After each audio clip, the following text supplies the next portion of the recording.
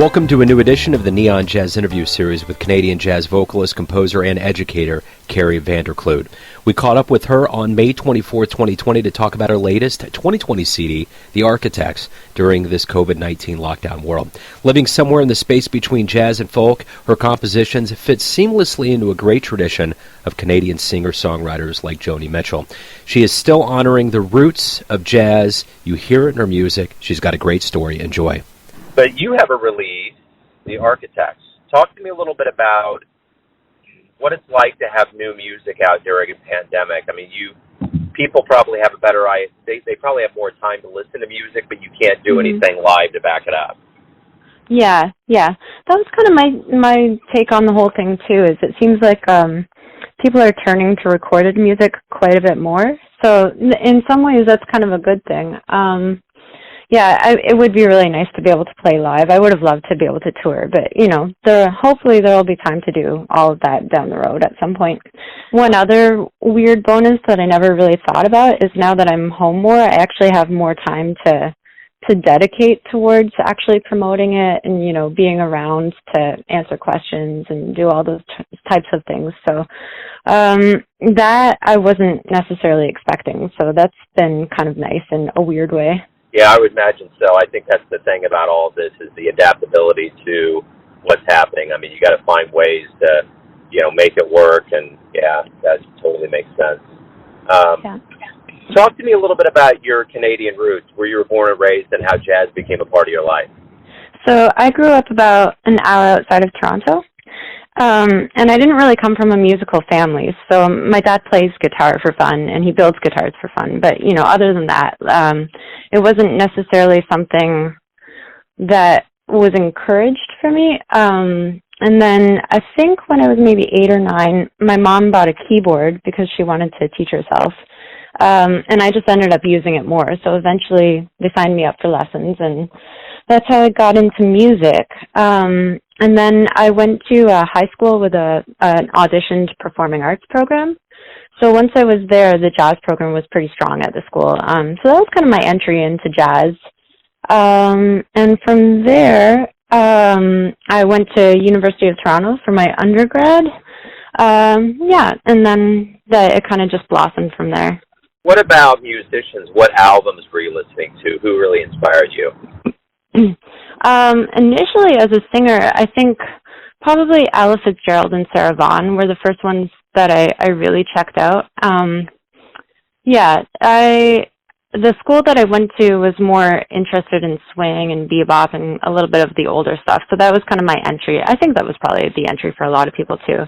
But I think what really changed things was when I saw Diane Reeves live in Toronto. And I think that was probably the moment where I decided that this was what I was going to be doing. Talk to me a little bit about being in New York now, kind of your path there. Was that always a dream to get to New York? It was actually, but I took a pretty roundabout way getting here. So after I graduated from University of Toronto, I ended up moving to Korea for a while. So I was living in Seoul for 5 years, teaching at a college there. And then at a certain point, I realized that I wanted to do my master's, and I had always pretty much wanted to do my master's in New York, so I ended up doing that. I went to Queens College, and then I just stayed. My husband's American, so it kind of made sense to stick around. So talk to me a little bit about mentors, in your educational journey. Who really inspired you the most and kind of set some seeds in motion that you really remember today? I've had some great teachers. I've been really fortunate. A lot of the ones who inspired me the most were some of the Toronto guys, like Mike Murley, Ted Quinlan, Kirk McDonald. They all had a really big influence on the way I use harmony and the way I improvise. A lot of the arranging teachers I had a pretty big influence on me as well, like Terry Promain. And then in New York, I studied with J.D. Walter, who I think you had an interview with recently, too, actually. I just saw that. So he kind of opened up a lot of worlds for me with just experimenting with how to use the voice, using it in different ways that I hadn't really imagined yet. Talk to me a little bit about maybe mid-March or kind of around there when you realized, like in your personal itinerary of gigs and things that were going on, and just in your life, when you realized that jazz was going to be silenced and we were going to enter this new world that we're in now? Yeah, that was a pretty crazy time. So I think maybe 2 days before things were officially kind of locked down, I was supposed to be flying to Toronto to play and then visit family and all that stuff. So I had this debate going in my head whether I should still take the trip or not, because nothing had officially been canceled yet. So I was still debating it up until I think midnight the night before I was supposed to fly out. And then at the last minute I decided that it just wasn't worth the risk.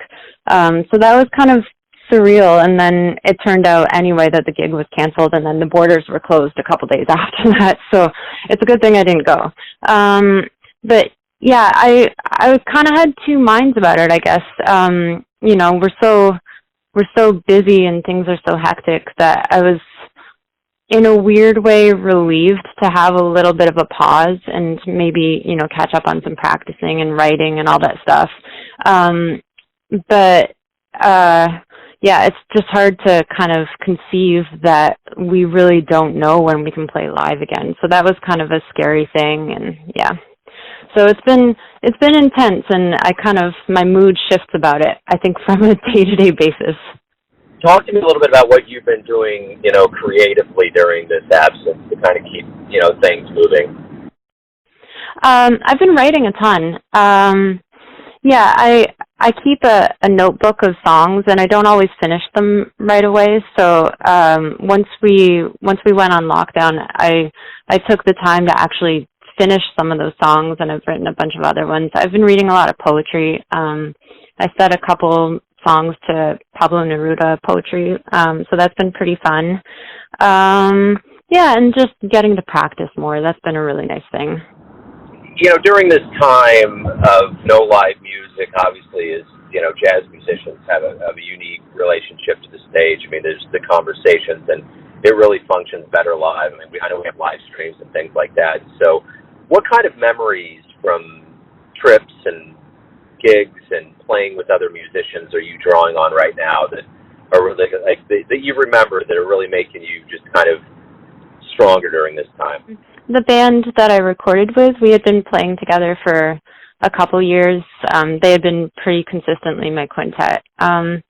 So yeah, I really miss the chemistry that we had, and you know, they were all pretty fantastic with like contributing their own individual ideas and their own individual personalities onto my music. So I really miss that. Yeah, and then I guess just being able to share with an audience where we can see their faces and like actually see their reactions and you know, feel things together at the same time. Well, you know, when we do actually get out and get back into, you know, venues and fans are there and the musicians are on stage, what do you hope both the fans and the musician collectively get from this time away, realizations that we have? I really hope that they appreciate the live experience more. And I think the vibe that I've been getting in general is that since a lot of people are listening to more recorded music, you know, I think they miss us. I hope they miss us. And it seems like when things go wrong or there's a crisis, the first place people always turn is to music. So I hope that they come back with open hearts and open ears. I know money's probably going to be a problem for a lot of people, so that might hold some of our audience back initially. But yeah, I just hope they'll appreciate that live experience so much more, not having had it for a while. Finally, everyone has their version or perception of who you are, your family, your friends, your fans, but you're the one that's actually living your life. Who do you think you are? Ooh, that's a big question. I'm pretty shy in general, so music has been a great way for me to actually express myself. I think I'm a pretty curious person. I like to learn about new things and kind of expand my horizons. But I guess overall, I'd like to be a kind person, a compassionate person, and hopefully embrace everybody's individuality. It's a great answer. Hey, thank you for taking some time out. Stay safe, and good luck with the new album. Thank you so much for talking with me, and stay safe for you too. Thanks for listening and tuning in to another Neon Jazz interview, where we give you a bit of insight into the finest singers in Canada, America, and spots all over the world, giving fans all that jazz. And thanks to Kari for her time, music, and story. If you want to hear more interviews, go to Famous Interviews with Joe Domino in the iTunes Store. Visit neonjazz at youtube.com, and for everything Neon Jazz all the time, go to the neonjazz.blogspot.com. Until next time, enjoy the jazz, my friends.